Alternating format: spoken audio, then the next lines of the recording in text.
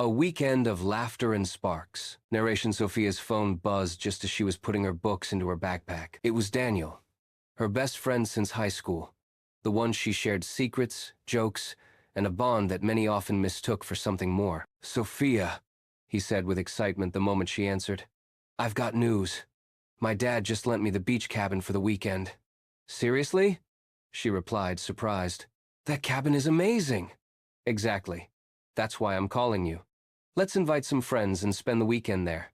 Bonfire, music, laughter, the works. What do you say?" Sophia didn't hesitate. "Of course I'm in. It'll be like our old adventures, but better." Arrival at the cabin Friday afternoon. The cabin filled with voices, suitcases, and the excitement of 6 friends. Sophia, Daniel, Clara, Evan, Megan, and Ryan. The cabin stood right by the ocean, with a wooden balcony overlooking the horizon and a sandy path that led straight down to the beach. Everyone rushed around to claim their rooms, while Daniel and Sophia organized a quick welcome dinner, pizza, sodas, and music blasting from a portable speaker. The laughter was infectious. Even before the weekend officially began, it already felt unforgettable. As the sun set and the sky turned orange and violet, Sophia suggested they head to the beach. Daniel carried wood from the cabin, and soon they had a crackling bonfire glowing by the water. The fire lit up their faces.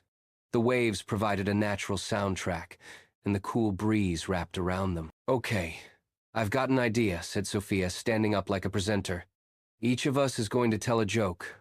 Once one finishes, the next takes over. No excuses." "Now this is risky," laughed Daniel, glancing at the group. "But I'm in." The joke game Sophia went first.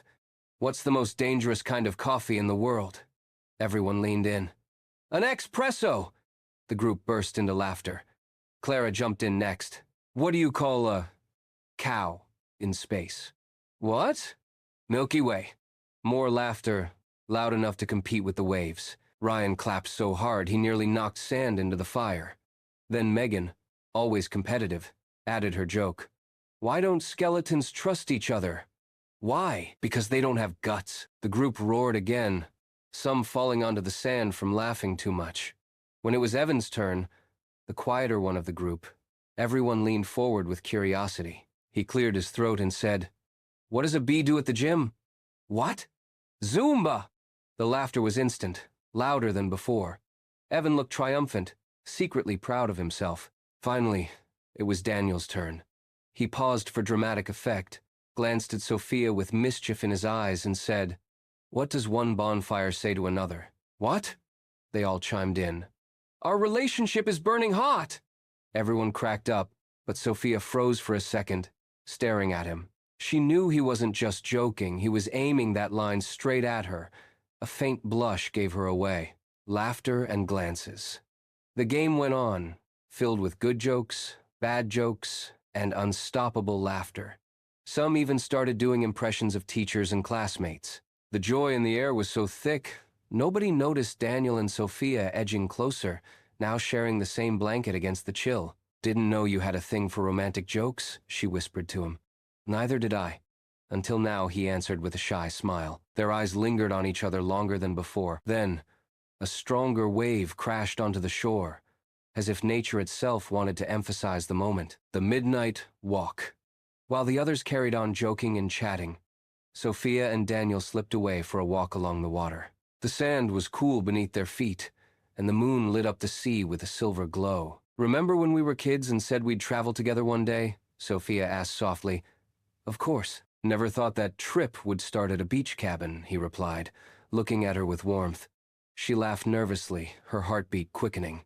"Don't tell me that bonfire joke was a coincidence." It wasn't, Daniel admitted, stopping to face her. "I said it because of you." The air thickened with tension. Sophia stared at him, surprised, but didn't pull away. Slowly, Daniel leaned closer and kissed her, gently, almost afraid to break the spell. She smiled into the kiss, then wrapped her arms around him. Back to the bonfire. When they returned, the group was still busy with jokes. Megan shouted, "Hey, you two! Where'd you go? It's your turn again." Sophia and Daniel exchanged a knowing glance. "All right, I've got another one, Sophia said, sitting back beside him. What happens when two friends sit by a bonfire at the beach? What? The group asked. They realized maybe they're not just friends anymore. The circle exploded with laughter, applause, and playful teasing. Daniel, unable to hide his grin, took Sophia's hand and held it tight. That night, surrounded by jokes, laughter, and the rhythm of the ocean, something more than friendship sparked between them. What began as just a fun weekend getaway turned into the beginning of a love story neither of them had planned but both had secretly hoped for. And under the stars, the fire from the bonfire wasn't the only one burning.